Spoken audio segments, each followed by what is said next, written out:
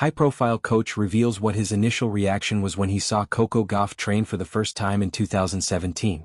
Coco Gauff enjoyed a fairy tale start to her career in professional tennis, having contended for the sport's biggest prizes as a teenager. In her first Grand Slam match at 15 years of age, Gauff beat the legendary Venus Williams en route to the fourth round of the 2019 Wimbledon Championships. Less than 3 years later, the American advanced to the final of Roland Garros, but was ultimately denied a maiden crown by IGA Swiatek. In 2023, Gauff won her first Grand Slam title, aged 19, after going all the way at the US Open that year and beating Aryna Sabalenka in the final to hoist the famous trophy.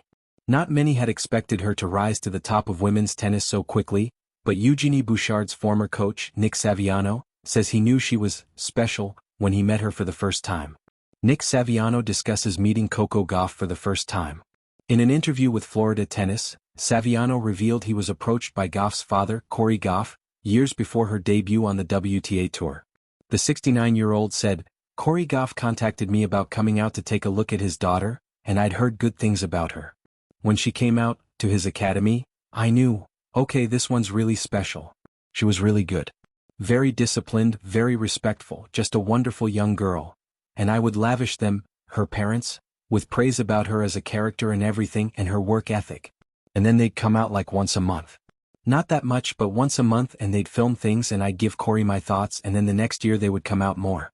Then in 2019, Coco came to my office and said I'd like to come out more frequently and help oversee what she's doing, and we did that for 6 to 8 months up until she did well at Wimbledon. Coco was always the primary coach. I was just assisting, but I really enjoyed that."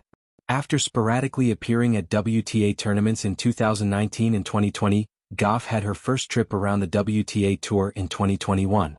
That season she reached her first Grand Slam quarterfinal, doing so at Roland Garros, where she ultimately bowed out to Barbara Krejcikova. She also achieved her first semi-final finish at a WTA 1000 competition when making it to the Final Four at the Italian Open. Later on at the US Open, she lost in the second round in singles, but made it to the final in doubles alongside compatriot Katie McNally. Gauff finished 2021 with an overall singles win-loss record of 36-16, in what marked a big step in her already incredibly successful career. When world-renowned junior development coach Marcus Lander boarded his flight to Florida in early 2017, he expected another routine scouting trip, 3 days of clinic evaluations, a stack of player notes, and the familiar headache of sorting raw talent from polished illusion. But fate, as it often does in tennis folklore, had other plans. The drive to the training center was bathed in late afternoon gold. As he stepped out of the car, clipboard in hand, he could already hear the rhythm of tennis balls echoing through the courts like a heartbeat. Pop, skid, thwack, grunt. Coaches lived by sounds, not sights, and this sound, this piercing, confident, unhesitating sound, immediately made him pause. "Whoever is hitting on court 3, doesn't miss," he murmured. He walked closer, weaving through clusters of parents sipping energy drinks and players tugging nervously at damp wristbands. The thudding grew louder. And then he saw her. A thin, wiry 13-year-old with tightly braided hair, bouncing lightly on her toes between shots. She carried herself with the quiet swagger of someone older, someone who had already decided who she was going to be. Coco Gauff. Marcus blinked. He had read her name once in a junior watch list, a single bullet point drowned in dozens of maybes. But this was different. She wasn't just practicing drills, she was attacking them. "She always trains like it's a tie-break," one of the other coaches whispered beside him, sensing his interest. Marcus said nothing. He didn't need to. His eyes were already hooked on every micro-movement she made. The way her left hand steadied the racket through the take-back, the way her knees sank deeply into the red clay, the way she ripped her forehand cross-court with a whip snap that defied her age. But it wasn't just her power. No, power was common. It was her intention.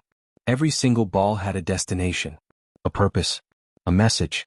Then came the moment he would later recount in interviews, podcasts, and the occasional nostalgic dinner with colleagues. The moment that would become legend.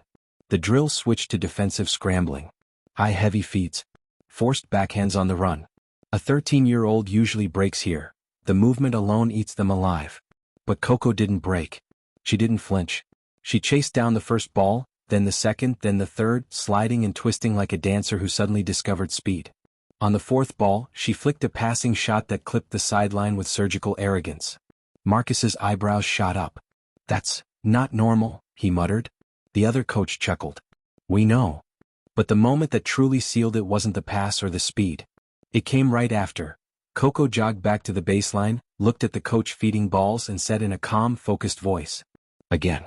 Higher this time. Marcus felt an electric jolt. Most kids ask for a break. She asked for difficulty. Most kids want praise. She wanted discomfort. Most kids wait to be led. She demanded to be tested. He stepped closer, leaning against the fence as if gravity had pulled him there. Something ancient in his coaching bones had awakened. He had seen great juniors before, ones who shined early, ones who fizzled, ones who surprised him, but this girl, this was different. This was the unmistakable hum of destiny. She wasn't playing like a future champion. She was playing like one already. When the session ended, Coco walked to her bag without theatrics, wiping her face with a towel. Marcus approached casually, trying not to betray the earthquake inside him. Good session, he said. She smiled politely, shy but confident.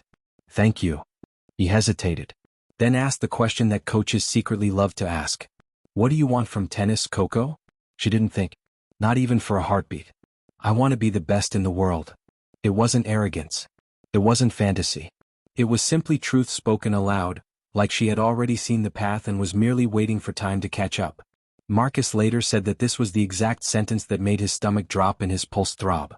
This was the moment he realized she wasn't dreaming big, she was dreaming accurately.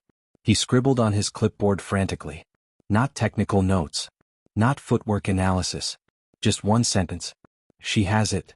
For a coach like Marcus, it wasn't something you could measure. It wasn't power or spin or strength. It was a mixture of hunger and joy, fire and discipline, intuition and fearlessness. A tiny ember that some players never ignite, and others like Coco are born protecting. As the sun dipped behind the palm trees, Marcus stayed behind, staring at the now empty court 3. He tried to replay what he had seen, but every memory felt larger than life, like he had witnessed a turning point that wasn't his to fully understand. The next morning he returned early, quietly curious. There she was, Coco, an hour before the session, alone on the court,